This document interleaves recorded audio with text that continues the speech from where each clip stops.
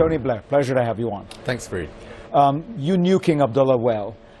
His reputation, and certainly some of his talk, and the few times I had an opportunity to talk to him, were about reform and about change. But if you look at how much has changed in Saudi Arabia, it isn't that much. I mean, women still can't drive. There still is segregation by the sexes. The religious establishment is still very powerful, and they still adhere to a very puritanical version of Islam. I think if you talk about it relative to, say, a country like the USA or Britain, then that may be accurate. But if you look at it relative to where Saudi was, you now have more young women in university than men. You have a situation where King Abdullah was an author of the interfaith dialogue and actually would meet both Jews and Christians to talk about interfaith issues.